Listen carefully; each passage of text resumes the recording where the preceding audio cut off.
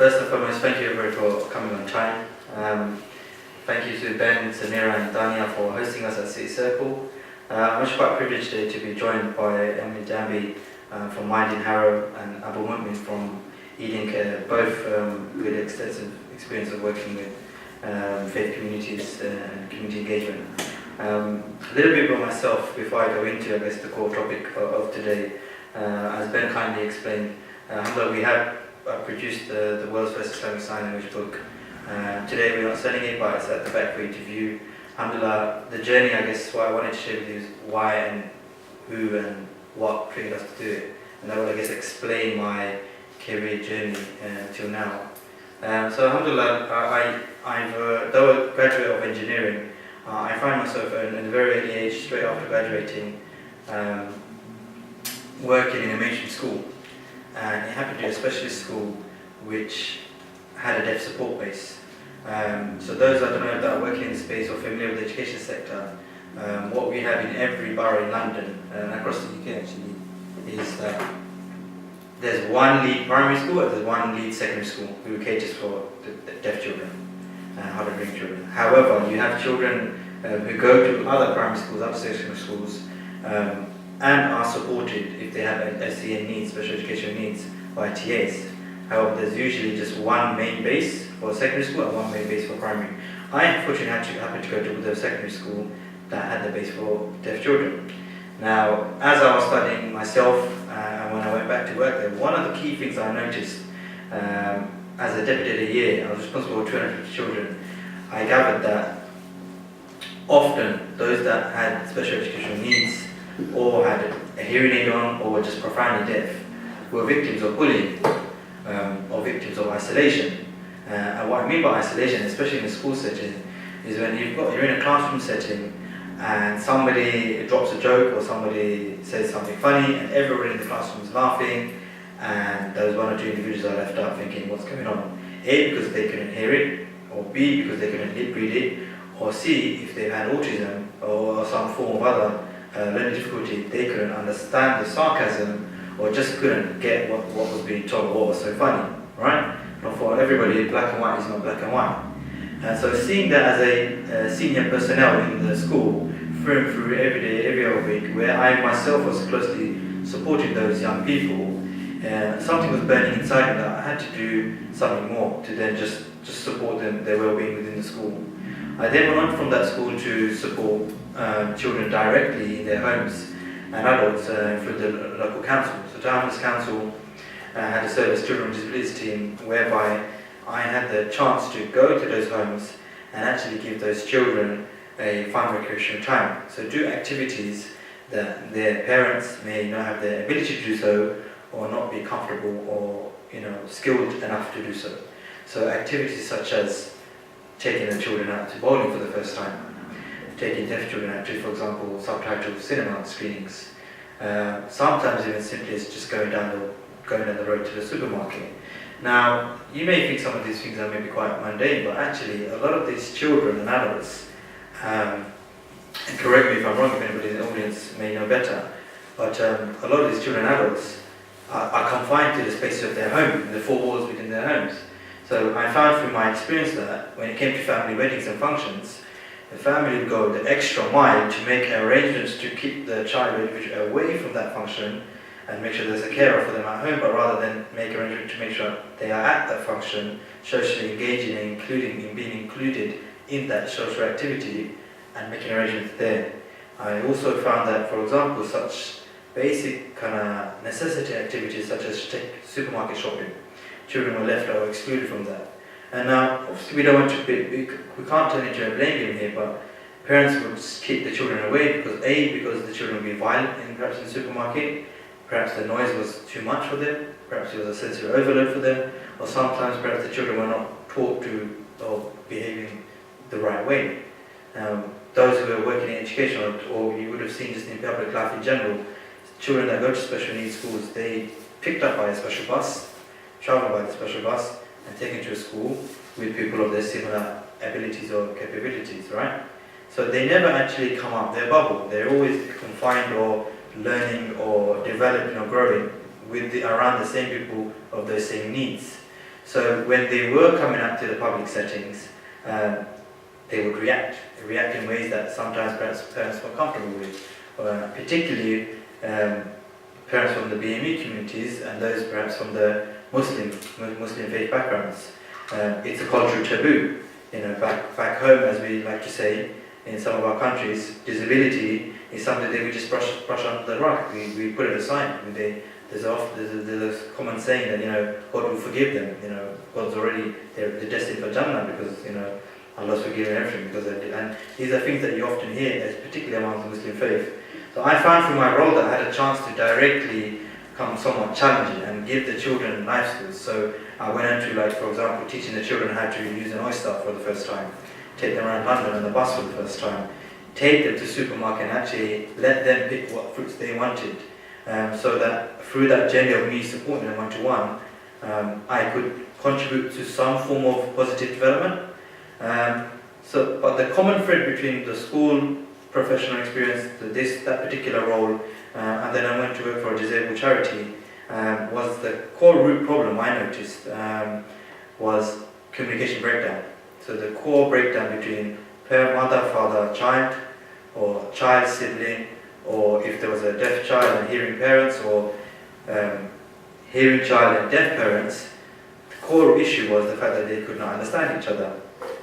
So that's what really drove me to develop this book. So the Islamic Sign Language book that's at the back was, I guess, a solution to providing an excuse really for siblings, parents, carers, foster carers to now bond with a child who may have hearing impairment, who may have some form of mild learning difficulty, or be on the spectrum of autism. That's where Amin and Yasmin came about, and inshallah there's a series of education products to come. But today, alhamdulillah, the topic of the wider discussion is inclusiveness, disability and ability. How can we as Muslims be more inclusive in society? Today, and I guess in the coming last few years, we've noticed a lot of mainstream conferences. They've slowly started hiring interpreters, for example, to cater for the deaf community. Show of hands if anybody's seen that famous TV show, Mr. Tumble. Yeah, right. It's a child's favourite actually now. I think it's surpassed Teletubbies, to be quite frank. But you're seeing it now more and more. We've just had the Paralympics. Simultaneously in Singapore, those that you may know, there was the Deaf Olympics, and we're seeing more and more provisions being made. But sometimes the accessibility is not an issue. It's not the root problem. It's actually the awareness of things. So I'm just going to pose a very random question to everybody, and it's just in relation to deaf awareness. And you may know, you may not. So if we were in the audience, if there was a deaf person amongst the audience right now, and say I was calling from the back, or say Daniel was trying to get our attention, and everybody's facing the front, is there any way you guys could think that we would get that person's attention?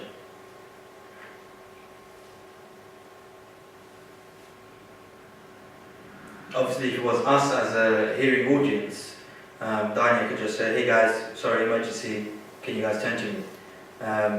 How would we bring that message or that urgent request to the attention of a deaf person?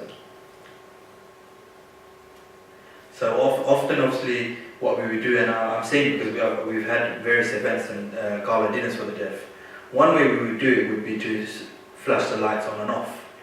So you could yell all you want, but if someone is profoundly deaf, that shouting at them wouldn't make a difference. The only other way you do it is either go in front of them and wave at them, stop at them so they feel the vibration, or, as we said, flick the lights on and off. So some of you may have noticed, if you ever been to a relative's house who is profoundly deaf, on their doorbells, what you notice is when the doorbell rings, instead of it ringing, it actually flashes inside and it makes a vibration. So the individual, depending on their level of need, they may have a vibrator attached to their belt. They may have a vibrator or app linked to their phone, so that when the postman comes along, they're alerted by a vibration or by the flashing lights. So we're slowly starting to see that in various centres now, various medical provision, surgeries. But it seems to be lacking in faith-based buildings. So mosques and certain institutions are still actually quite fairly behind. Something very basic, for example, I'm looking at the City Circle logo and the positioning here. It's in a very nice clean font. It's a bold colour with white and it's using plain Arial fonts. You have in a lot of community buildings, they're still using stuff like Times New Roman. Now, not only is it not deaf friendly, but it's a font that's actually difficult for people with multiple levels of learning needs, and they actually find it very hard to read. So in schools now, what you find is in school libraries and general libraries, a lot of the publications now, there's a culture shift to simplify it to using Comic Sans and Arial. And where there's authors that are specialised in that field, what they're trying to do now, they've actually now slowly started to label books as deaf-friendly or books as autism-friendly. So it's happening in the mainstream, but it's something that the Muslim community seems to be very, very, very behind on, just in the general educational sphere, particularly with the private mainstream schools. You know, I've got specialists and consultants that have gone into private institutions who are running Saturday schools and running evening maktabs and classes for Quranic classes and Arabic. And without naming any, there's a large substantial percentage of students in those settings who have got learning difficulties, but the imam or the teachers or TAs have not picked up on. Why? Because obviously there's maybe there's a background, B, they've not had any prior experience of dealing with those children, and C, for them it's okay, the child is maybe just slow and needs a little bit more time. So a lot more needs to be done, and I think there is a slow shift towards making efforts and raising awareness. Lots of campaigns have started to come out among various charities. And I bring this to everyone's attention. I mean, it was literally just a few months ago when we were trying to facilitate this panel that I did a call up myself personally to amongst various professionals, are there any expert leading charities providing specialist support for Muslims with autism on the various spectrum? And actually everybody came back, no, there isn't. So there's a huge gap, and there's a huge, not to say that we should single out any other faith communities, but where there is core mainstream provisions already there, doing great work, but there isn't that provision with the faith element of it.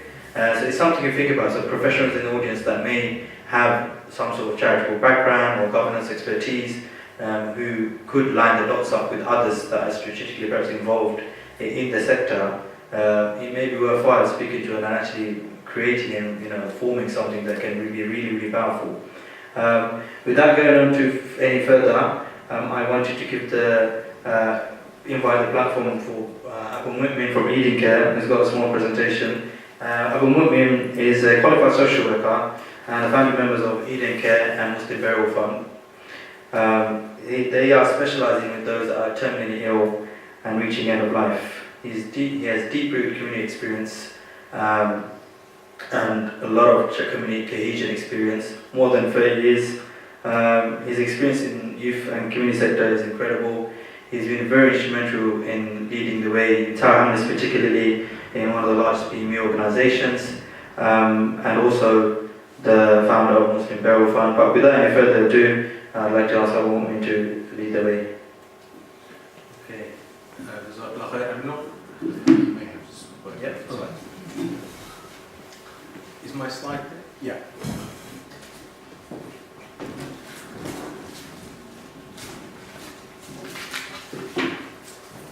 While we're doing the swap, can we take the video first? Oh, yeah. Yeah.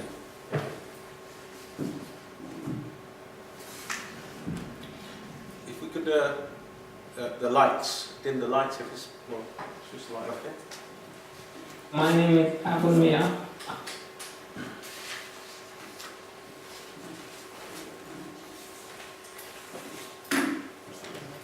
Shall I press it? My name is Abu Mia. I am 28 years old. I suffer from Duchenne muscular dystrophy, which is a muscle wasting disease. And I have had this condition for when I was 7, but when I was 13, that's when it kicked in. And that's when I stopped walking. Overnight, I use a ventilator, which helps me breathe.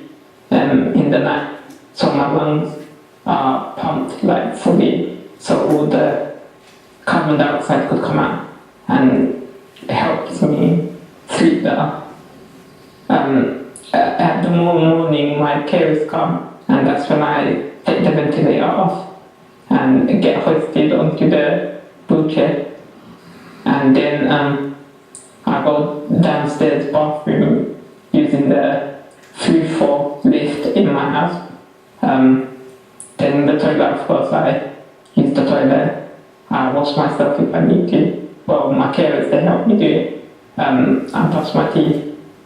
And then I get dressed. Well, when I was younger, I was able to walk and I used to play football. So I wanted to, be a football player. But then once I became on a wheelchair, I thought I could maybe be a jet fighter or drive a tank or something. Challenges I face is quite numerous. Through being I don't have a lot of movement with my arms, like I can't lift them up freely, so that restricts me doing certain stuff. I can't reach certain levels and heights. I can't open the door. Regarding my condition, Duchenne muscular dystrophy, my doctors have said what they predict is my disability, my muscle wasting disability is gonna deteriorate, it's gonna get worse, and they're trying to maintain it as possible by giving me certain medication and certain treatment that I use in the ventilator in the night, using a cough assist, which helps me cough. And also this condition doesn't only affect my muscle, it also affects my respiratory system, so my lung. It also affects my heart. I recorded myself. I want to reflect my past few months, how it's been, and also I want people to see what the challenges people like me face, and I think not a lot of people realize how challenging it is for people like us. So I want everyone to see, get a little insight of the struggles we face as people with disabilities.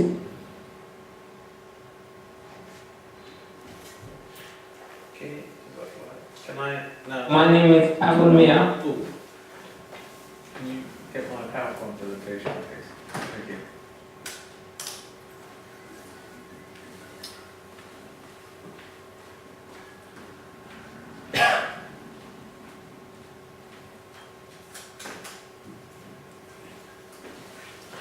Okay, أعوذ بالله من الشيطان الرجيم بسم الله الرحمن الرحيم الحمد لله رب العالمين الصلاة والسلام على رسول الكريم أما بعد. Jazakallah khair for the management, the trustees of City Circle for inviting myself. Inshallah, what I'll do, you're probably thinking, what has healing care, end of life, terminal illness project, which is healing care related to disabilities. And Abul, he is one of our service users and he's one of our patrons. And you've seen how it's all interlinked and related. You'll find out as the time goes what we do in healing care. I've got some probing questions giving you, I want to give you some stats and some facts as well. Before I start, I just want to read two hadith to you. Prophet, peace be upon him, said, he is not one of us who does not show mercy to our young ones, children, vulnerable children and babies, and respect our old ones. This is from Tirmidhi. And then the famous hadith, we know the rights a Muslim has over another Muslim.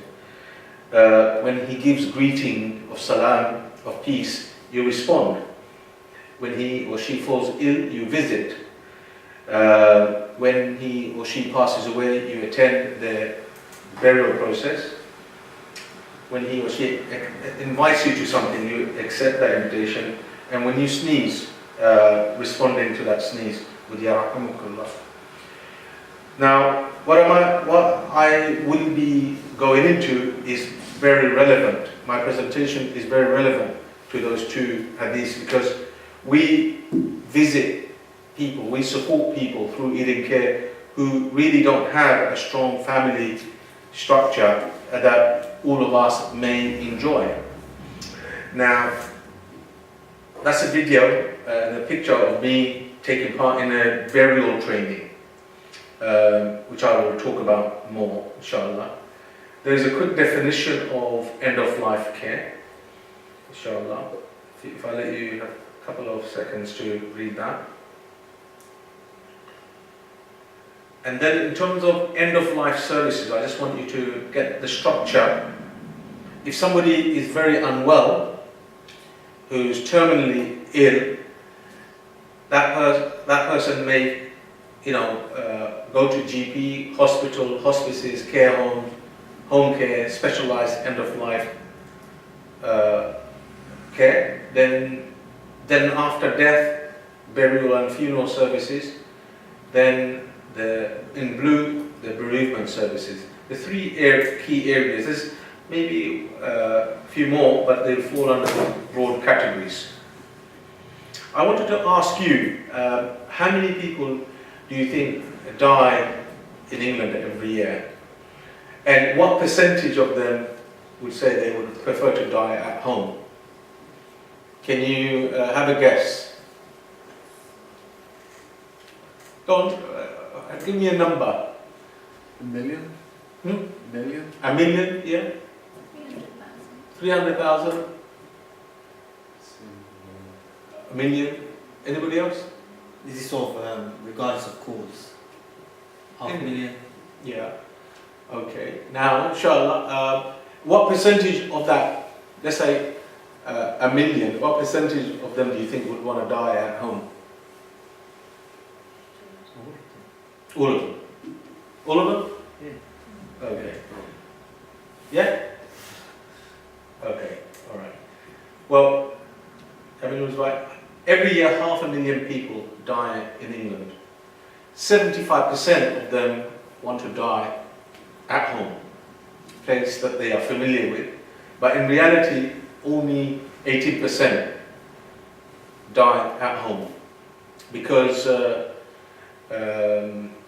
change of plan. Sometimes family members feel that person's going to get better. The doctors can cure that person, and a lot of people end up in dying in a hospital. This is the national end-of-life strategy. A lot of dignity, a lot of care, enhanced quality of life. You can see the language that's been used. High quality support. Now, I don't know if you know, according to Wolf Institute and Hospice UK, I hope it's not mine, sorry. According to Hospice UK, a national charity, by the year 2030, it's another 13 years' time. There's going to, from a Muslim point of view, there's going to be over 250,000 Muslims who will be over the age of 65.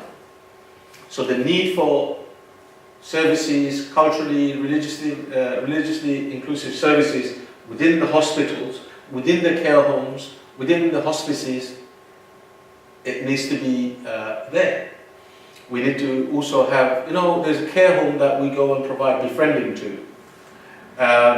There is about 16 Muslim residents, and within that 16, the only culturally inclusive service that the Muslim service users get is halal food.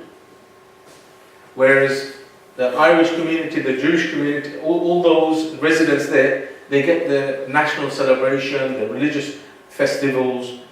And when we question why that is, because one of them is we really don't have a lot of knowledge, and two, we don't have a lot of interest. because we have this thing that, oh, the extended family is going to take care of the elderly, and that is rapidly changing. That may have worked for the first generation, but definitely it's going to be changing. Most likely, when I get to the age of 65, I'll probably end up in a care home, in a hospice, and it's not because my son or my daughter don't love me, it could be because of my condition. I probably need that medical support. So I think unless we think about this data, and if we don't develop a strategy, we're heading towards a disaster as a community. These are some of the pictures of our activities. We do various things, our volunteers engage in various ways. I wanted to bring things more to the local context, and I'm using Tower Hamlets as a case study. And this could be with Harrow, it could be with any borough. Now, I want to ask you, how many people do you think in Tower Hamlets die every year? And what percentage of Tower Hamlets residents are Muslims? So that we understand the actual services going in. Can it, Amin, what would you say? Have a guess. In the hamlets, I know it's one of the most densely populated boroughs, so I don't know, 50,000 dying. No. 50,000? I don't know. No. No, let's not laugh, come on. No. Do you want to have a guess? Maybe about 5,000? 5,000? Anybody?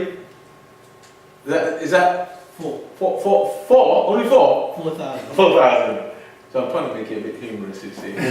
Deaf and it's quite a serious subject, but you've got to make it a bit light. Okay, sister? Yes? No idea. Sadiq? Assalamu alaikum. I can't remember. Yeah. You told me before. Sadiq is one of our volunteers. About 10,000 was it? 10,000. Oh, let's see if he's got a sharp memory. Okay, in Tower Hamlets, there are about 1,000 people who die a year, not 10,000. That is reflective of all the boroughs. You know, give or take 200-300. Okay, estimated population of Tower Hamlets is 284. The BME community, black minority ethnic, now they are Bangladeshi, Somalian, African, Arab. So most of the population in Tower Hamlets are actually Muslim, majority. So majority of the people who will be dying is going to be Muslims. So now, this is the Tower Hamlets source. So basically, and here is the interesting thing. I put all the end-of-life services for Tower Hamlets. Now you could do the same for Harrow and Mumin and all the other boroughs. So St. Joseph's, so every local authority has a hospice. Barts, palliative care. My Life, My Decision, Age UK. City and East London, bereavement services. Linkage Plus, Macmillan, Marie Carey, Dying Matters, Down to Earth, Compassion Dying. Have you heard of any of these? Yeah? Yeah? Some of them, they're very national.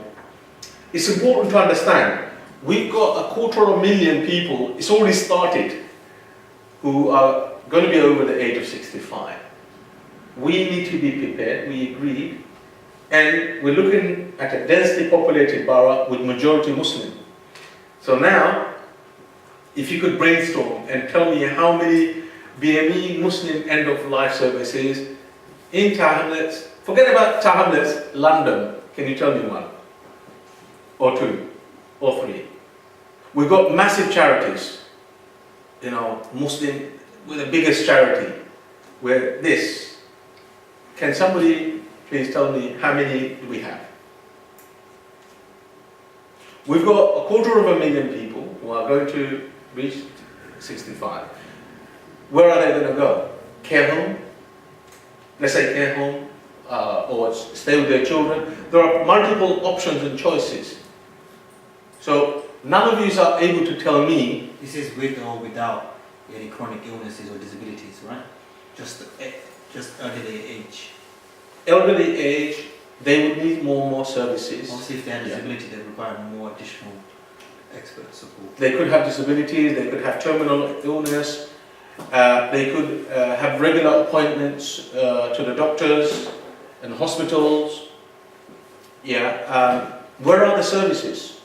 The answer is there isn't anything. Eating care, we're just scratching the surface at the moment. And I'll tell you what we do anyway. But there is a need for us to really think about this, because we're going to be that generation who will be impacted. I want to give you a good example from other communities. So for example, Jewish care. They're a £45 million operation. From that 45 million, 35 million of it comes directly from the government. Rest of the difference, they raise it from fundraising. Jewish care has over 30 care homes, just care homes, and they're a smaller community than the Muslim community, who have taken little or no interest, whereas they already have something quite spectacular. If you look at their care homes, amazing, Gold Star Plus. They also have a private ambulance service. So that means that people who are terminally ill, that you yourself was talking about in your presentation, should they want to go from A to B to B to C, to go to a wedding, go to a function, to go to a seminar, to go to a care home, to go to daycare place, they pick them up, to go to an appointment. How many of you have experienced terminally ill people in your family? If you could just, yeah. So you know what I'm talking about.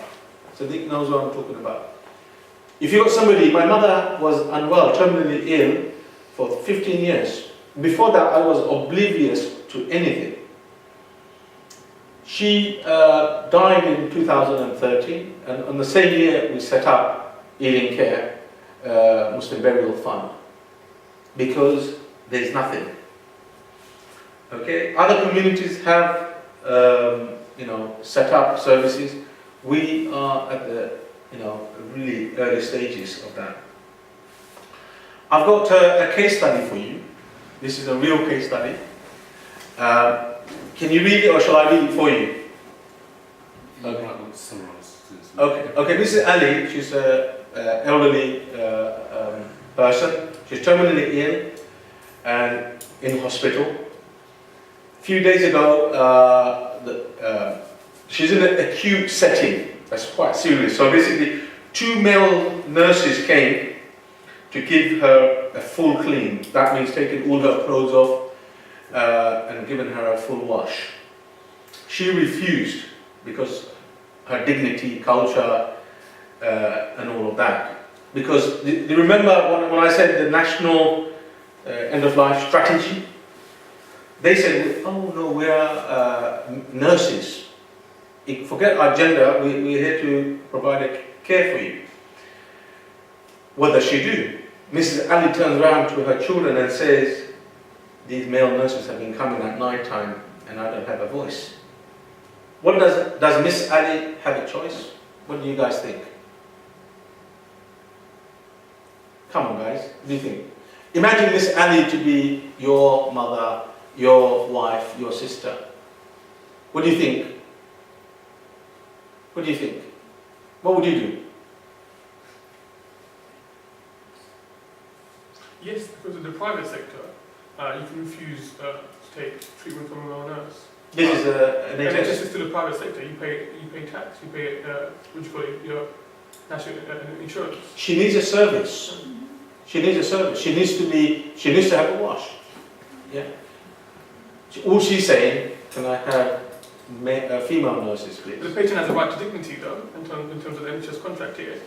You as a patient are asked whether you know your choice to be served by whatever doctor you choose, whether it's a male or a female. So it's an NHS guideline from what I remember. Anybody else? Sister? Can we explore the reasons why female nurses can't come to her? Is it a resource issue? because we have to remember that the NHS is resource limited, so just looking at it from the other side, is there a way that this can be managed? So it's just to give the other side. Of course, in the ideal world, we would like it to have female nurses and a female washing hand. But why isn't that possible? I think that just has to be explored. What would you, if you were in that position of Mrs. Ali,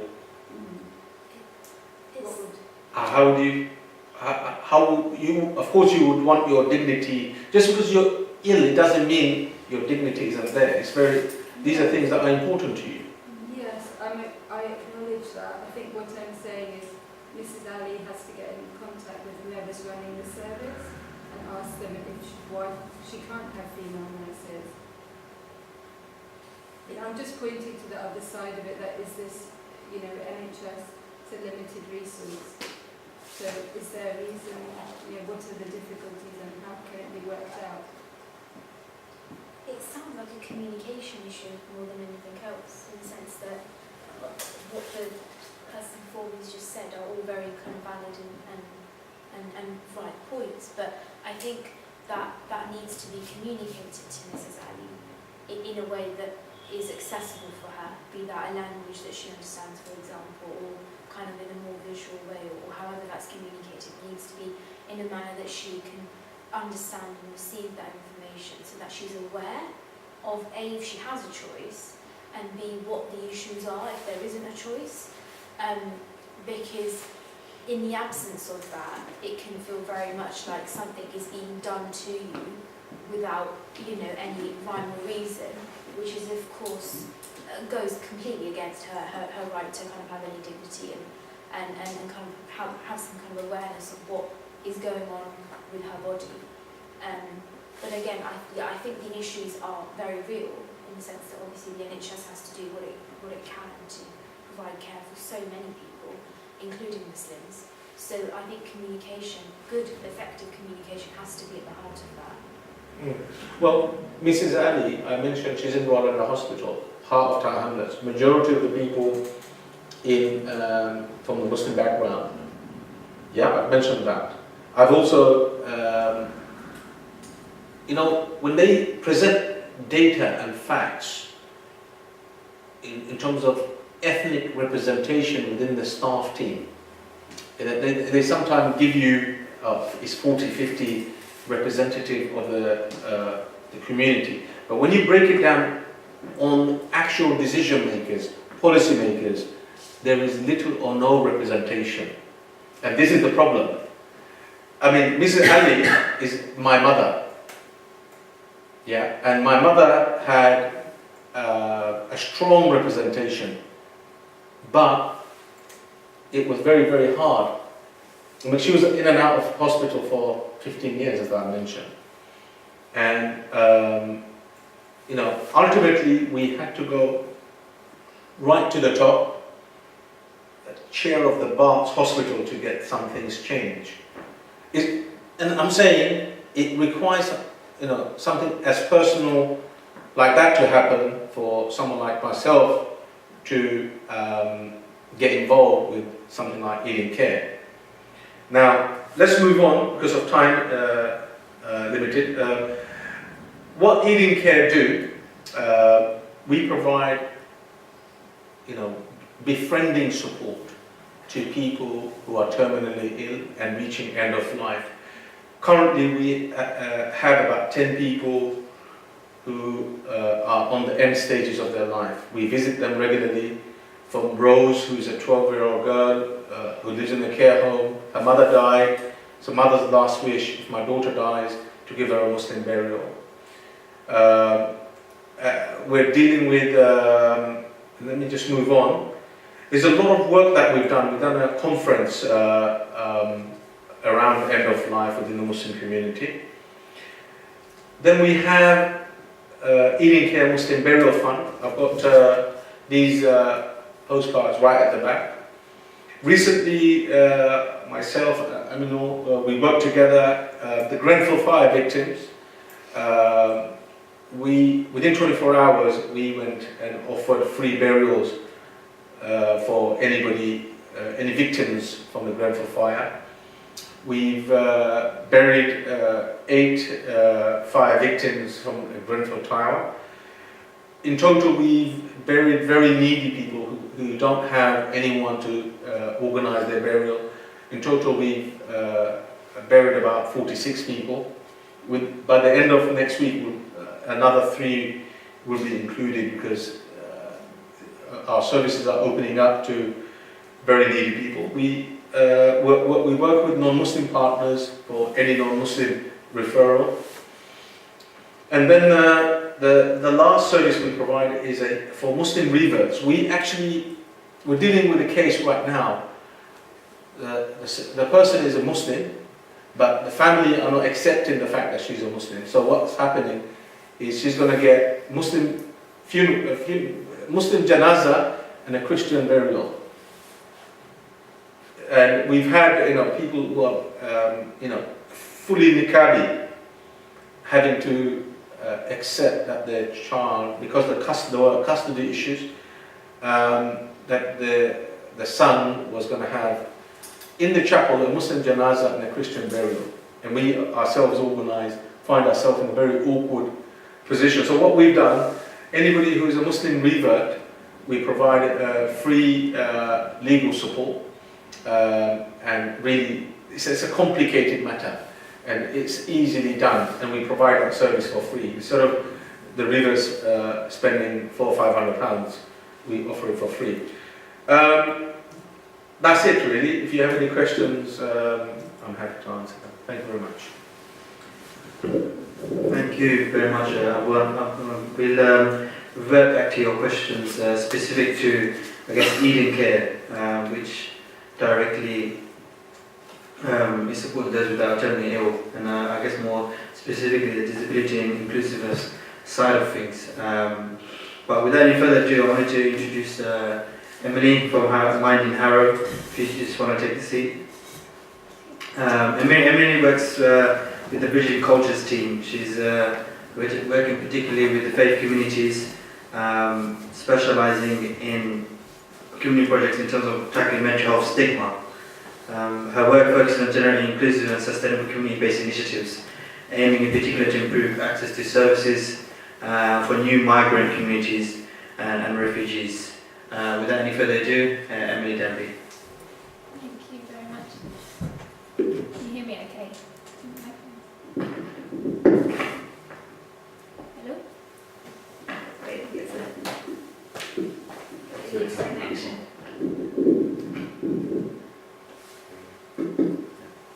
Okay, you're all right now.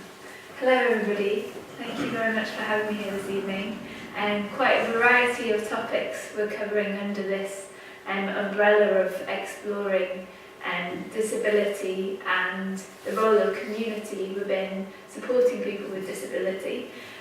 So I'm not sure, perhaps I can start with a question. How many of you are familiar with the charity Mind? That's good to know that the publicity is going well.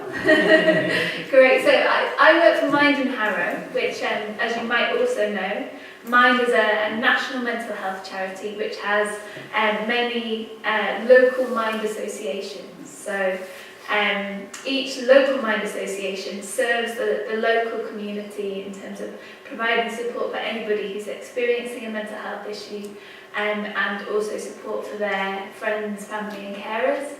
And then on the other side of things, engaging more broadly with communities to try to get a real shift in attitudes towards mental health, so we can start to, I guess, create a sort of community approach which recognises that exploring mental health and talking about well-being is something that's relevant and interesting for everybody within a community, whether or not you're experiencing some mental health problem or not. So, as Aminul mentioned briefly, my role is in running our Bridging Cultures project, which works in Harrow, specifically engaging with faith communities. So most of my work takes place in places of worship. I don't know if any of you are familiar with Harrow, but it's one of the, I would say it's probably one of the most interesting parts of the country. think it's the second most diverse area in the UK, second to Brent, our neighbours. And we have, so of course within that there is a lot of spiritual diversity as well. So my work focuses mostly on working with mosques, Hindu temples and Jain places of worship around running community initiatives on the topic of mental health. So really that's what I wanted to speak about this evening. And the main part of my presentation, which I'll try to keep fairly short, will be about community engagement approaches. So I imagine that all of you here came here this evening for different reasons. Perhaps it's your professional background or your personal experience, thinking about this idea of creating a more inclusive community when it comes to disability. So, of course, you know, my main experience is around the area of mental health, but mostly I hope the things I say this evening will be, it's almost like an opportunity for you to reflect if you are somebody who is wanting to generate some change within your community when it comes to attitudes towards disability. I hope perhaps you can just apply some of these ideas to what it is that you're wanting to achieve. Okay, so my starting point, I thought it was probably worth addressing this point of the link between mental health and disability. So I don't know whether any of you had any thoughts about that when it was announced that somebody from Mind would be speaking. Perhaps like, well, but this is a talk on disability, not on mental health. Well, actually, in legal terms, for one thing, mental health is considered a disability. So, under the Equality Act, so perhaps it's slightly too general to say, in fact, that mental health is considered a disability, but perhaps more specifically that somebody who's experiencing a mental health issue could be having their symptoms could warrant a legal definition of disability, because under the Equality Act, the law doesn't look so much at the causes of what is causing an impairment or making it difficult for someone to carry out their normal day-to-day activities. It's not so much about whether the causes are physical or emotional or mental causes, but more these three things. If they have a substantial impact on the way that you go about your day-to-day business, and an adverse impact, so of course are impacting you in a negative way, and are likely to last a long time. So I think in legal terms generally that means it seems that condition would last for longer than a year. So just a couple of examples of how this might apply within the context of mental health. So these are just a couple of examples from people that I know or work with. So, for example, a man in his 50s who has bipolar disorder, who struggles to look after his home or to keep regular appointments and to look after himself physically. Perhaps you might know, if you do know anybody who's experienced bipolar disorder or a similar mental health condition, just how disruptive a mental health issue can be for maintaining a routine, for example. Things that might seem that perhaps we take for granted, like being able to just cook a meal in the day, can become fairly big tasks for somebody who is experiencing a lot of emotional turmoil or a mental health problem. Another example, a woman in her 30s with schizophrenia who hears voices or has occasionally has paranoid thoughts.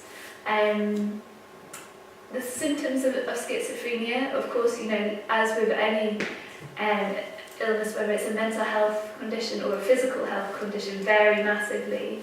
But for some people, they are severe to the point of interfering with daily interactions, which would mean that it may be difficult for this person to communicate in the sort of way that you would need to in order to work, for example. So it's for those reasons really that mental health has come to be considered in with parity with physical disability when it comes to equality law. And so I was thinking about the relationship between the fact that when it comes to mental health as a disability, perhaps some of the things that are disabling are often not quite as immediately apparent as with other forms of disability, right? So I think it would be, I don't know if this is something that you've experienced yourself, but I know, within my own experience personally that, for example, a family member experiencing depression who wasn't able to look after himself properly, there was a lot of frustration about that, because on the surface it doesn't seem like there should be any reason why that person shouldn't be able to get out of bed in the morning and look after themselves and take care of their physical health and work. And I think this aspect of the disability, or the disabling effect that a mental health issue can have, being invisible, in many cases, is something that really contributes to the stigma surrounding mental health. And I'm sure, if any of you do have personal experience, either through your friends and family or yourself, you will understand directly the obstacles caused by a mental health problem. But for many people who don't have that experience, I think it can be difficult to relate and to understand just how disabling a mental health issue can be. And So Emily, sorry to interject. So are you saying, technically, according to the government, if somebody was experiencing severe anxiety and depression, maybe due to a loss of a family member, maybe because they become obese, maybe they medically, given some bad news that they just can't get over, and it's gone over 12 months, then they're categorised as disabled. Well, under equality law. Under equality law looks at those three aspects. So they would look at whether the impairment was substantial, so having a significant effect on day-to-day living, having a negative effect, and that long-term aspect. So yes, if it touched on those three criteria, I think it would be equal. So I think where community engagement comes in is really, especially around this area of tackling stigma. So again, of course, I'm speaking directly about mental health here, but we know that there is stigma attached to all forms of disability. And I think community engagement is something that could be used to really, change attitudes and create more inclusive communities around all of these areas. So this is just an example of one current initiative we're working on in Harrow at the moment, which is working with Harrow Central Mosque, which is our largest mosque. And we have a new partnership between ourselves, Mind and Harrow, Muslim Doctors Association and Paiwan, who are a charity that support refugees, to provide wellbeing activities at the mosque that will be open to the whole community and anybody else who wants to come along. So I thought that I could speak a little bit, just using our experiences on this project as an example, as we have a look at a strategy to change attitudes towards disability. So perhaps it's at this point, if you personally have any projects in mind, or just on a personal level, a shift that you would want to see within your own community, and you could start to reflect as we go through these points about how they might be relevant to any work that you would want to do yourself or want to see being done. So there are different approaches to community development and community engagement. The approach that I learned through some community engagement training is called the RIGAR model. And And it has a series of stages. The first is that you concentrate on building a rapport, so building relationship with the community that you're working with. And then once those relationships are forming, you concentrate on information gathering. So that's about asking the questions that you need to know the answers to in order for your project or your initiative to be successful. Then you can start to think about setting goals, so what you want to achieve both in the long term, you know, the big dream end goal, and the steps along the way that are going to get you there. Auditing resources, so that means making sure that you have a full awareness of everything that's there within the community for you to use that will allow the project to be successful. Agreeing a strategy, so that's working with your partners, you know, within the community, whether they're individuals or organisations, to decide between you how that change can most effectively come about. And then finally, having some way of reviewing, so being able to know basically whether your project is in line to be successful.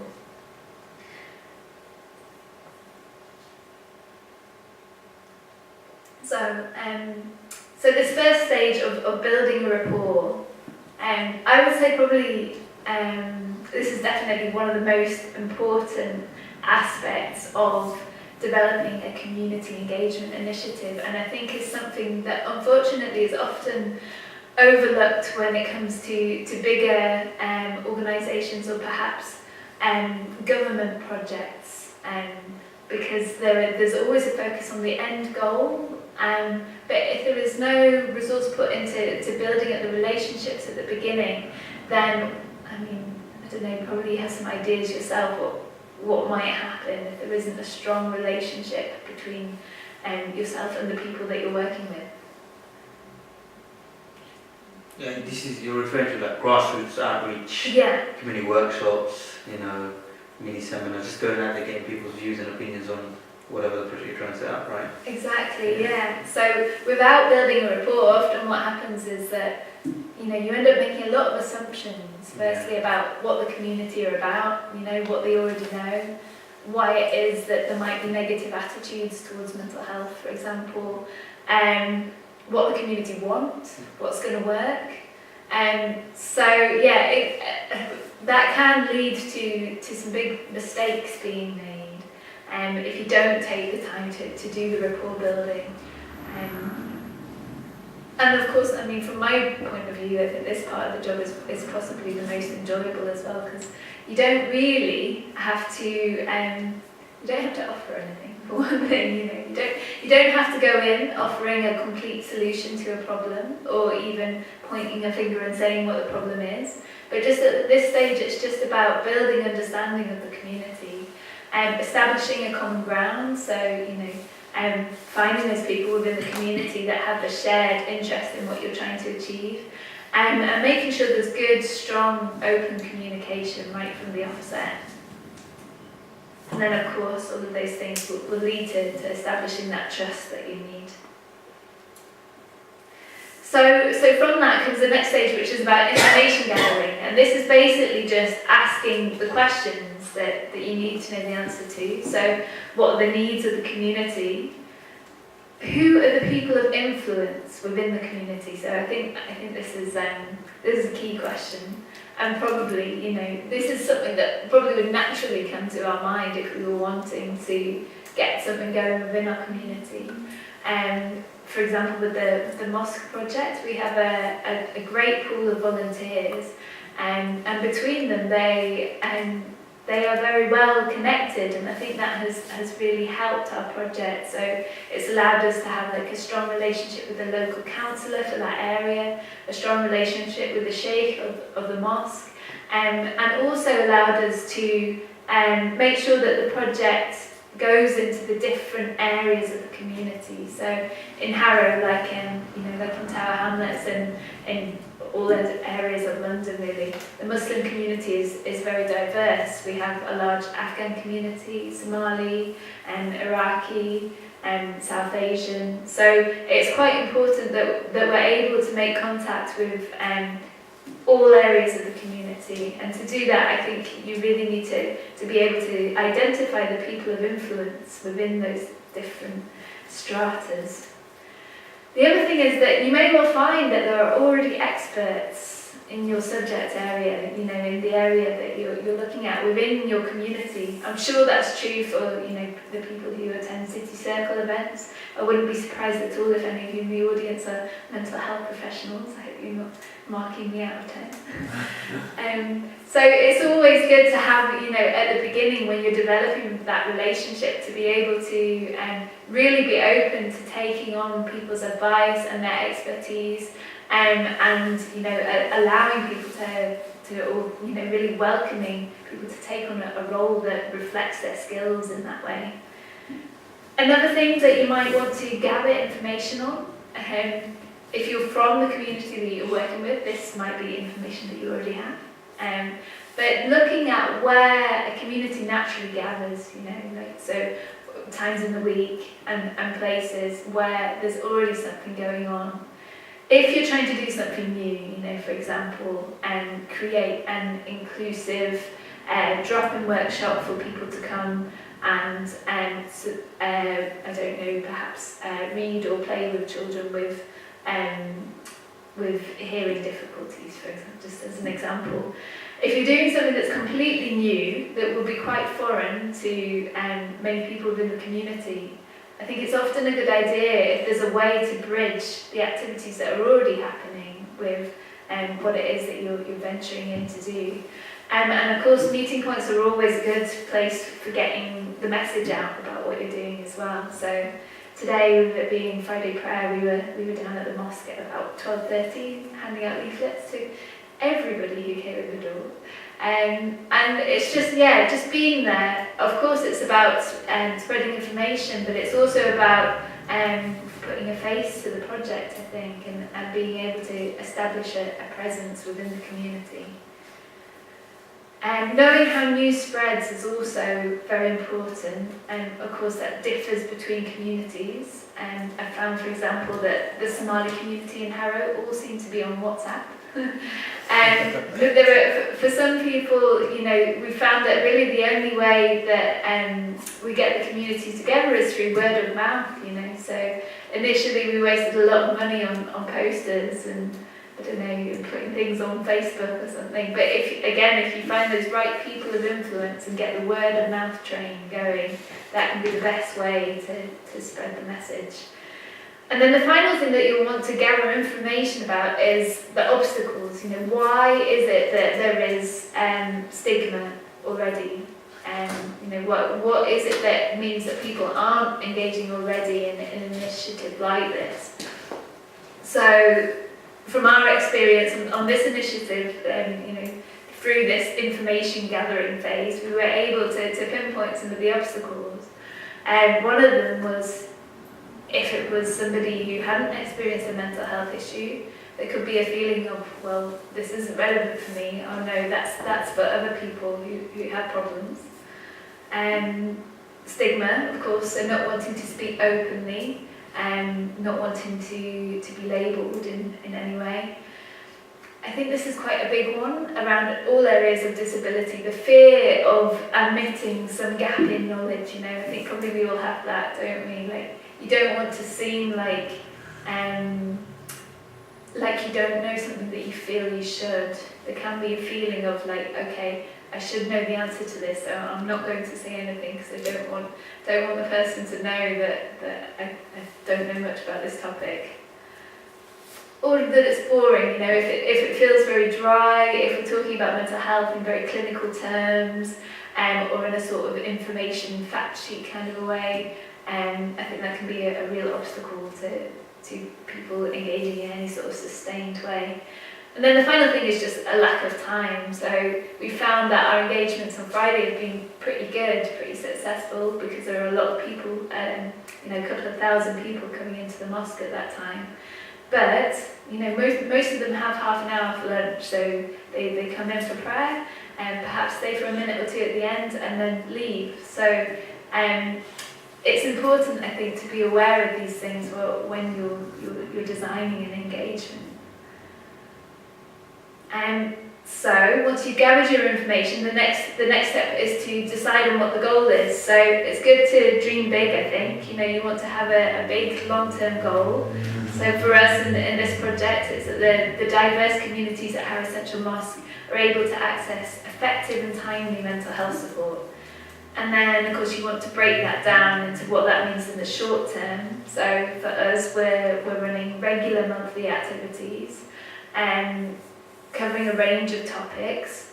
And also, I think, you know, beyond that, we're continuing to engage with the mosque, not just at the 10 to 1 we're there for workshops, but making sure there is a presence there from our initiative, both in terms of literature and being there for the mosque's own events as well.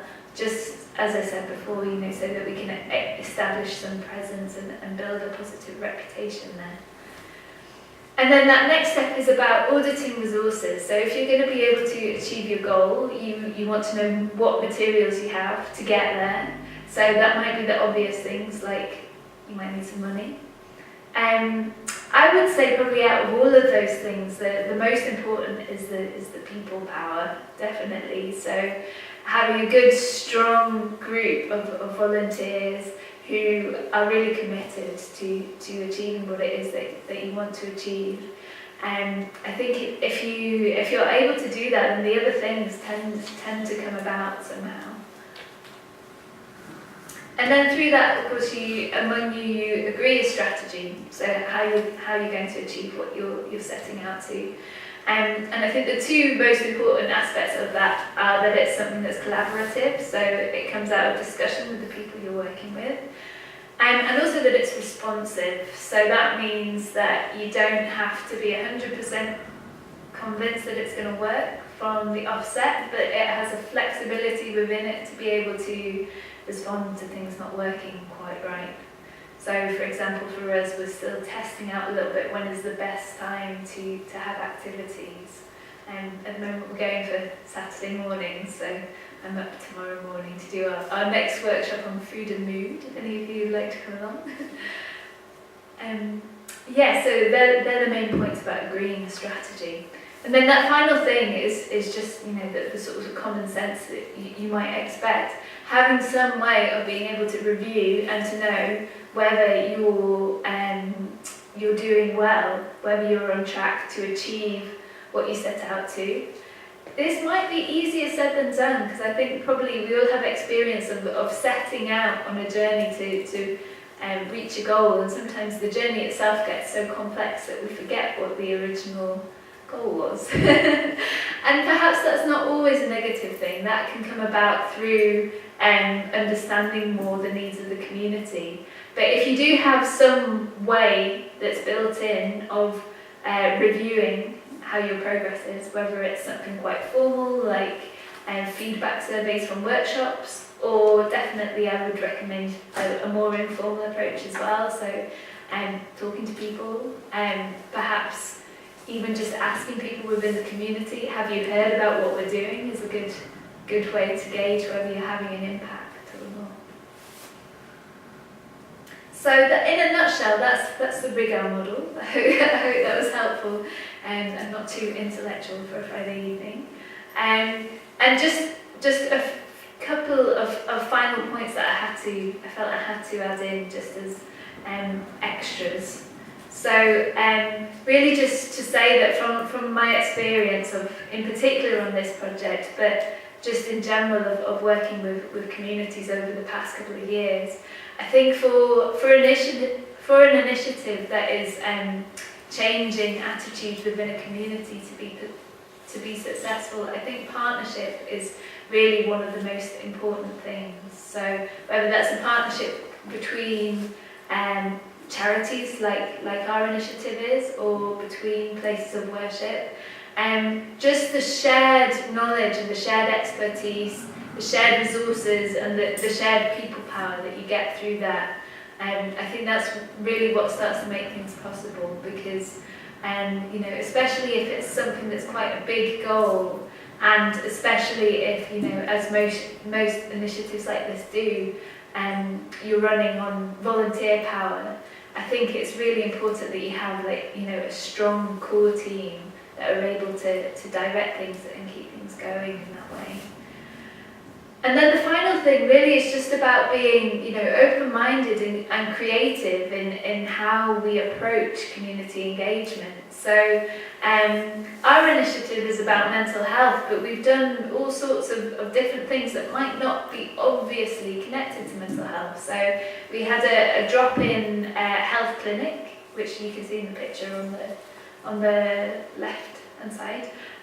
Where people at the mosque could come along and have just a general physical health check, a quick chat with the doctor, and we felt that would just be, you know, for starters, it would be something people would really appreciate, and also just that it would be something that is more accessible than jumping in straight away with talking about mental health. So we had our doctors from Muslim Doctors Association sitting alongside one of our therapists from the Harrow Talking Therapies.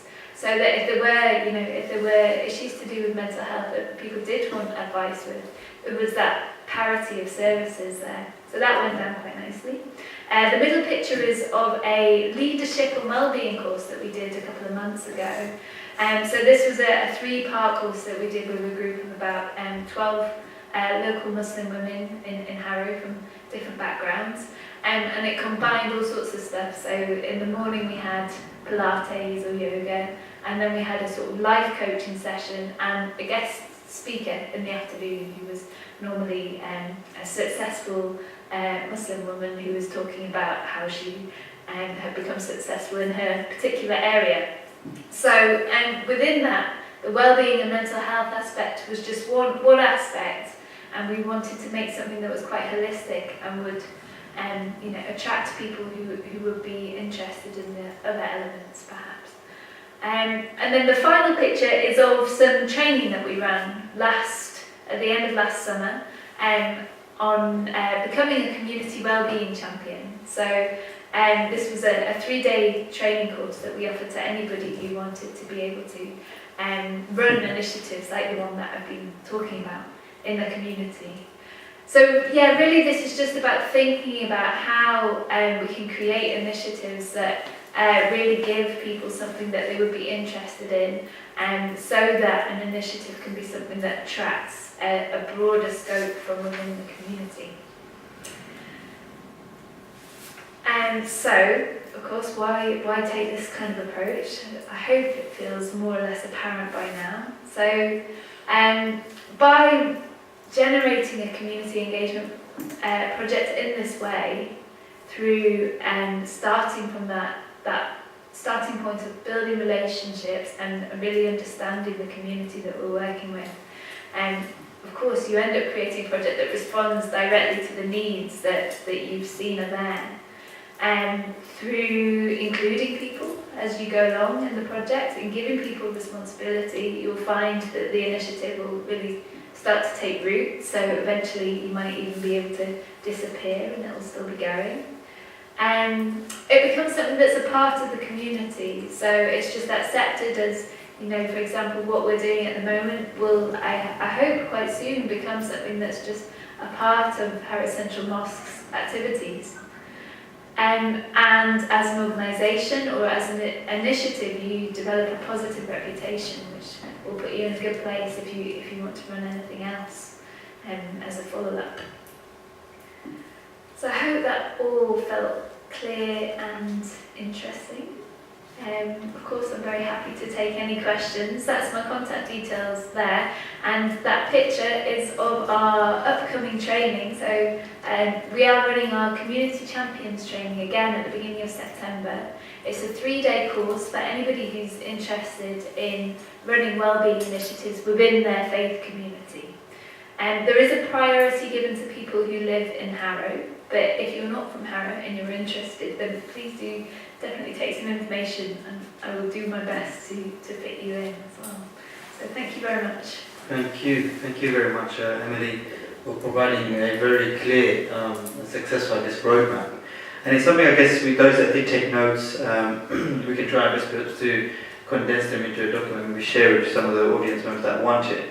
But it's something to actually really think about. We are opening up the floor to questions now. But before we go forward, I guess just to get everyone's brain thinking, this initiative, that roadmap, is something that perhaps we could start the process of something like a national institute or even a local London-based organisation or charity specialising in Muslims with autism, for example. Or let's say a charity or organisation leading the way for a marriage service for disabled Muslims. To be quite frank, if I ask anybody in here, do they know of a service provider or an organisation that provides disabled Muslim matrimonial services? Probably say no. So there's many things and many gaps, isn't there? We're fortunate that Eden Care, yes, one of the very few, if not only ones, providing it now finally for the Muslims in coming to the end of life, terminally ill. Why is it that it's taken up to 2017 or 2015, whenever it started, to, we're in the 2000s for it to become a priority or a need or a urgent, something that needs urgent attention. There's so many laws and equalities and rights, and there's so much going on in the news about trying to be accessible and inclusive. And it's really upon us as professionals and community leaders to come forward with these ideas and, as Emily rightly said, build those partnerships and really pioneer the way forward. But I wanted to open up the floors to the audience to direct any specific questions to the presentations or that were given, or anything in relation directly to Muslims and including and in the wider aspect of inclusiveness. So if anybody has any questions, please do just raise your hands. Do you know how many Muslim adults are diagnosed as autistic? To be quite frank, no. I myself even been a specialist within the deaf Muslim space. Have been chased. I've sent loads of freedom of information requests to NHS and various bodies. There's national statistics on the census for currently in the UK for those just generally without faith specification, but it doesn't go any further to break it down to faith-based statistics. Same with autism. So the current setup of the census survey, it's not the government's fault. You don't have to declare if you're disabled or not. I'm wondering if your mission to a charity, I think you need autistic adult advocates or champions. Exactly, and the problem is, or it's not a problem, but many people with a form of any disability sometimes don't want to acknowledge that it's a disability. One. Number two, those that do have it may also be have more complex disabilities or have learned to feel that may not give them that confidence or that push to say that actually no, we can set up something, or yes, I can be an advocate, or I can sit on a panel and share my thoughts and ideas and experiences or challenges in terms of gaining employment or finding a spouse, for example.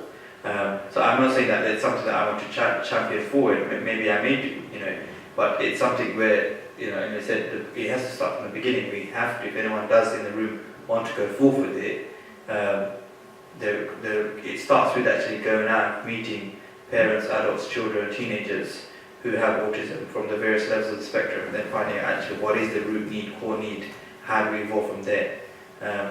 Yes? I just wanted to know, do you know of any mosques that are running Islamic education for children with disabilities such as ASD, with autism?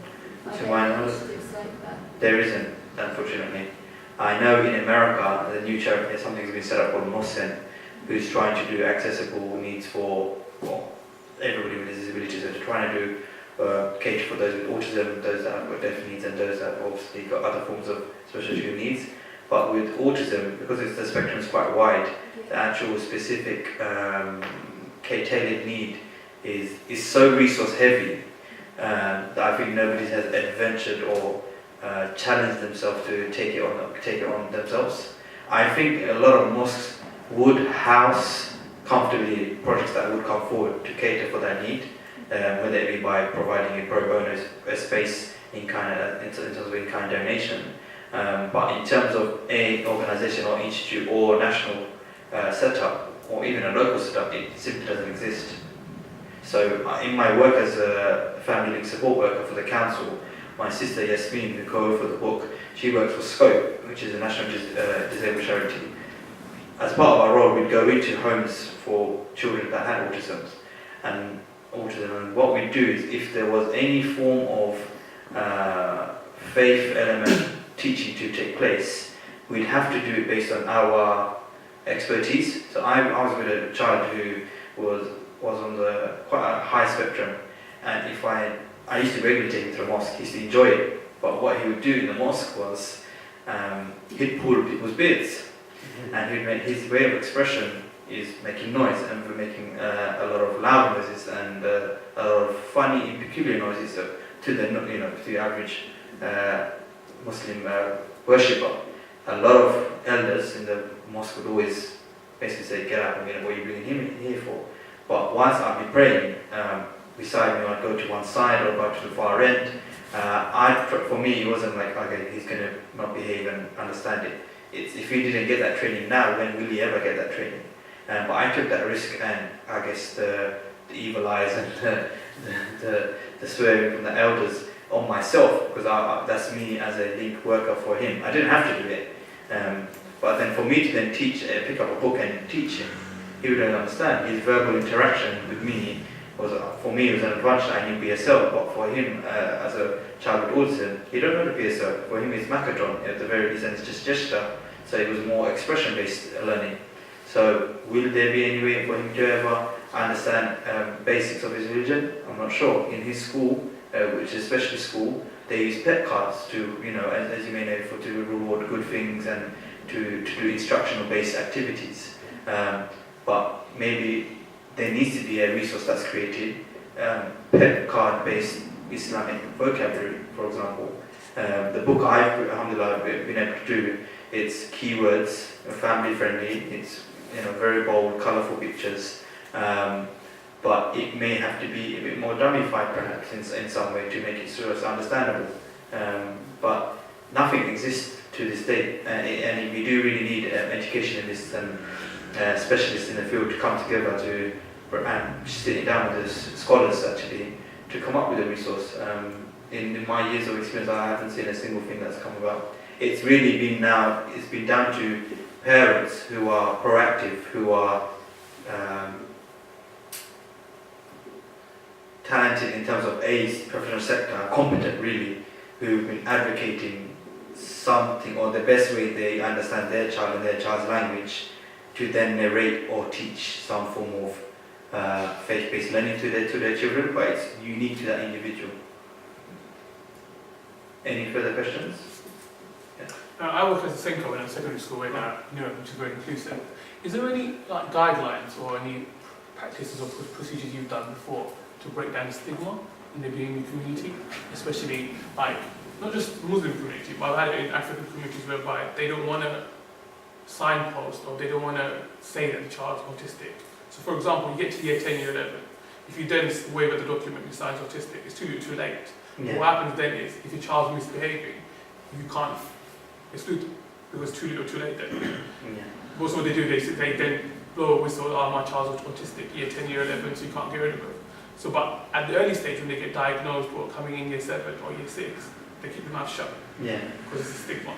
But when it gets to year 10, I'm trying to get rid of them or trying to do a management if I can't, because they'll start. Is there any procedures or policies you've come across, or any practices you've done? So essentially, because I managed a year group of year 7s, and one of the strong things, particularly on the BME communities, was, you're absolutely right, they failed to accept that it's a disability, and it might be one thing on it is it's the overwhelming admin that the families sometimes have to go through to do the whole education healthcare plan and all the needs assessments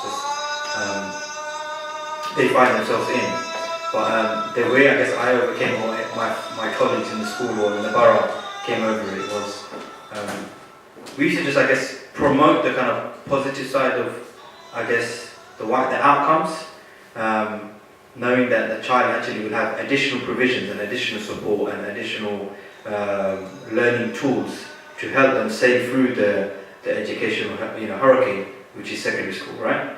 And it's so really to champion, in terms of policy side of things, there wasn't anything. It was just to emphasize that the policy and legal rights that the child would receive through going through the full assessment and being diagnosed and getting that full care plan completed, that the families knew in their bilingual tongue that as a result of A or B, your child would be entitled to C, D, E, F, G.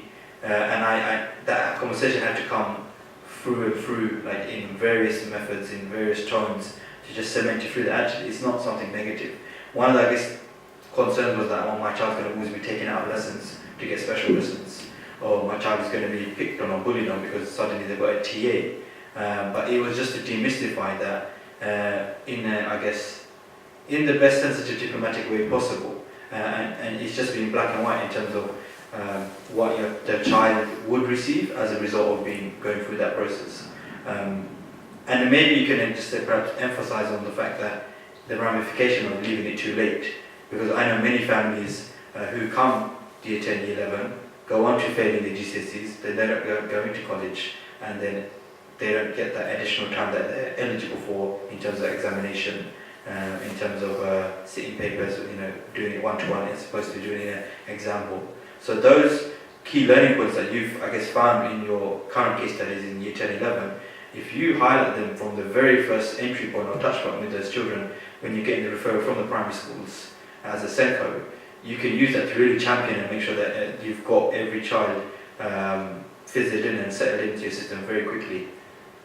I just don't think, as a borough, as a local authority, they do enough. I mean, schools, we're trained staff because we come from different backgrounds. Yeah. We're able to identify who has a CA, who hasn't, who will be a problem, who would benefit from the programme. But I don't think as a borough, like local boroughs I've worked in, more from Stowe to Hamlets, they're wise enough. Like, I've worked with social workers in some boroughs where I've known more about the law and the practices. Yeah.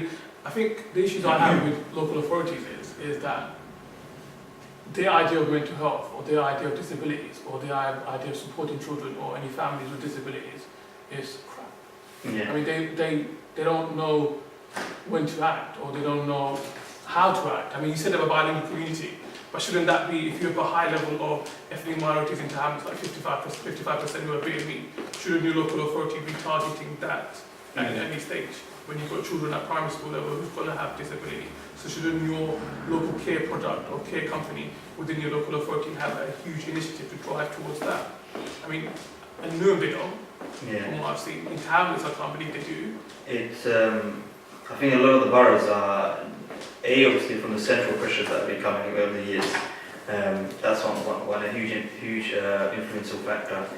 One of the other key things is the social workers, the highly pressured environment that they're in, there's only so much they can attach and get their hands dived into. I think there are some strings they can't pull as much as they want to pull. Our team was somewhat managed by a team of social workers. We report to the social workers, but there was that flexibility of what we can and what we can't do. But it was under the remit of the individual to decide, actually, these are the activities in the best social interest of the child. Some of the social workers sometimes don't agree. The child needs to go to the mosque or needs to understand more of his faith, rather just focus on take him to the park and play football. That's good enough for him. But that will vary from borough to borough, and there's no kind of set guideline as to. Well, obviously, there's best practice. But in terms of what should be the guidelines coming from the borough and down to the local schools, it really does. There's nothing concrete there, and I'm sorry I can't give any stamped kind of advice on that. And you've answered my question. My issue was, looking at certain boroughs, they have huge issues. Like previously I worked in Farrow, they had a huge issue with working class children doing well within the GCSEs. They've worked over the last 5 years, and the last GCSE result, they had the best percentage outcome in terms of that group. Was in this that's the issue they had. So they tackled that issue over the course of 2 years. Mumin has that issue. Mumin in general has a huge issue in diagnosing children from BME backgrounds with certain disabilities at an early age, which actually target them. They don't hit the nail on the board. Maybe I'm a speech and language therapist. Brilliant. And we have a huge role in diagnosing autism. And there's no family as in it's always a personal choice whether that diagnosis is made public or not. That diagnosis is given to that family. Who they share that with is always entirely up to them. I do think, I mean, my profession unfortunately isn't very diverse, so there is a huge gap in terms of cultural nuances and a developed understanding of those differences. So where other communities can make a more informed decision about whether or not they reveal that diagnosis, I feel often the PME community is on a back foot with that regard, because when they're making that decision to not tell the school about their child's diagnosis, it's a less well-informed decision. They're sort of just going on the basis of the stigma, essentially, that they're quite fearful of how that's going to be perceived and what that means in terms of how the fact that their family is going to be viewed and their child is going to be viewed. It's never kind of a decision that they make on the grounds of actually what kind of provision will our child be receiving and what sorts of opportunities will the school, knowing the diagnosis, open up for us. So I think with regards to that, as a community, we have a massive role that we need to play, because the unfortunate thing is that those families have a very negative view and experience in terms of how disability is perceived generally across the community. So their immediate response is fear. They're, not for a second will they think, actually, it's fine, our child has autism, we can tell everybody and, we'll work through it. Their immediate response is, oh my God, nobody can know about this. Particularly with social deprivation, so sort of, there's a massive link between levels of education and how well equipped the parents are, like you were saying, to deal with those things. So where we find the families have better education, have better access to just, social spaces and education opportunities, they're much more open to having those discussions and talking to the school, for example. So I think it really does come down to early intervention. I don't have massive experience in kind of the east side of London, but I know that there are groups emerging. So for example, in Tower Hamlets, there's a group of mothers that meet every 3 months or so, and they're a group of mums that essentially just naturally come together. All of their children have a diagnosis of autism, and it's sort of emerging as just like a safe space where they come together and talk about their issues and kind of give each other sort of advice, and because obviously all their children are different ages, so they kind of come together and share things that are working for them and things that aren't, that sort of thing. But I think, that there is a massive gap in terms of, those children are being given that diagnosis, but those parents, when they're making that decision to not share that with the school, it's not an informed decision. It's on the basis of fear. And as a community, we need to make it feel like it's okay for people to be different, for then those parents who then receive that diagnosis to think, okay, maybe if this was made public, my child still does stand a chance. Because at the moment, it's very different. I mean, what I feel is if their diagnosis is not made to the school, how is that child going to get the extra help? Or how are they going, they're not going to be able to progress. I mean, I'm not sure how the parents can hide the diagnosis and deny their child the education that they need. I think with a condition like autism, because it's such a wide spectrum, you get some of the children who, for example, socially might be slightly awkward, but can't think of a better word, but socially they might be a little bit different, but they manage to do okay, if that makes sense. So they may not be achieving their potential, but they hide behind everybody else, if that makes sense. Naturally, when autism is paired with a kind of a severe learning difficulty, or there are other comorbidities associated with the autism will maybe be more apparent. But it is quite easy, actually, unfortunately, for children who are, because obviously it's a spectrum, on the higher end of the spectrum. Unfortunately, there are many children who kind of, it does go hidden. But I think if the parents understood that they are holding their child back when they're doing something that's detrimental for their child's progress and development, I think then they would be more open about the diagnosis. I think that's what I was trying to allude to. What you said about going to a mosque and feeling that you can't take an autistic child there, I mean, that means that attitudes have to change. That's right, I mean, if attitudes don't change, then there's no point putting in services. But that's the thing though, isn't it? That's just me being a brave or support worker. The dependency comes within the family, the father, the elder brother, challenging themselves to then take that child to that mosque. It's not to say the child's not welcome in the mosque, but when they do go and encounter that, because they've experienced such behaviour or attitudes, people have stayed away or just chosen not to.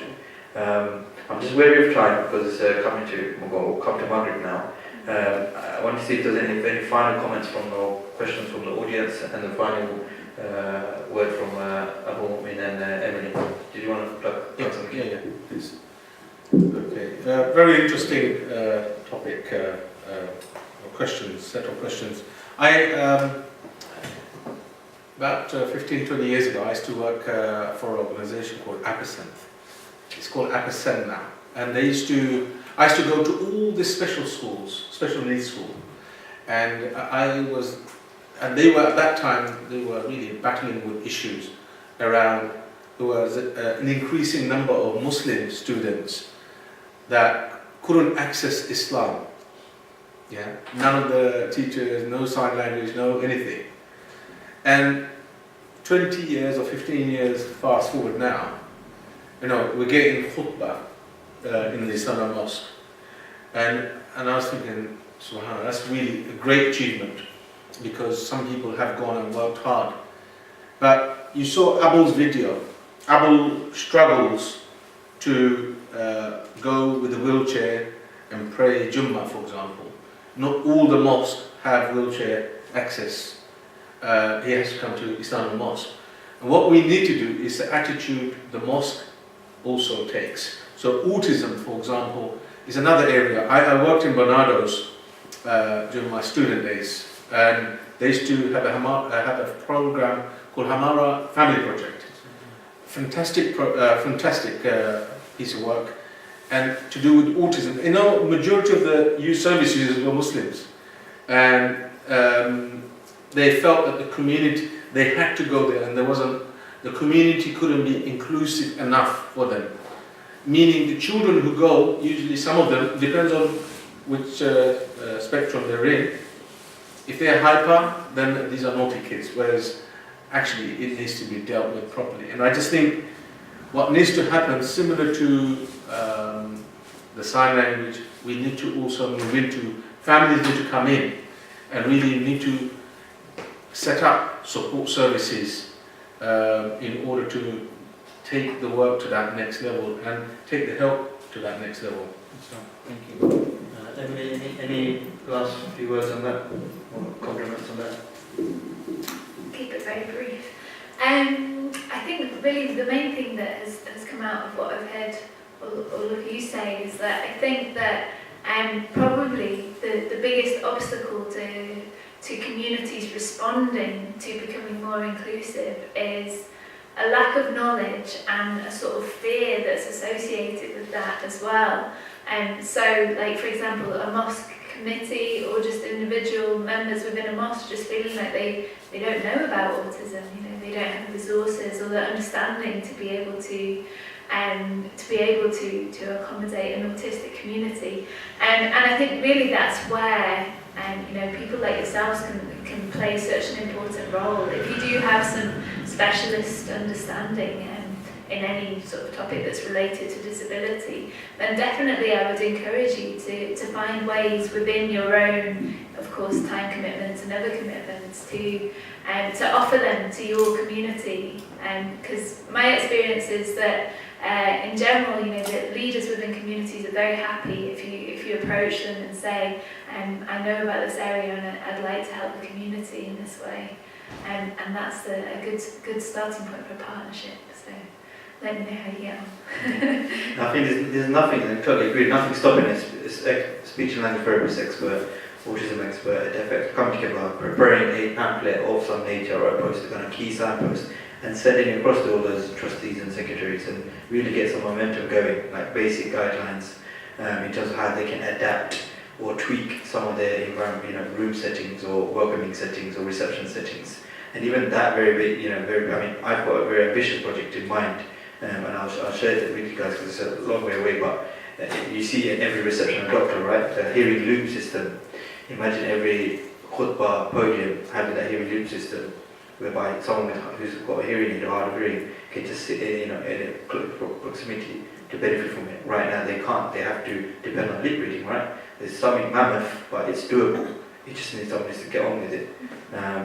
But there's something food for thought, and there are loads of options out there. It's just us as professional community members need to come forward and harness those ideas and literally just execute them.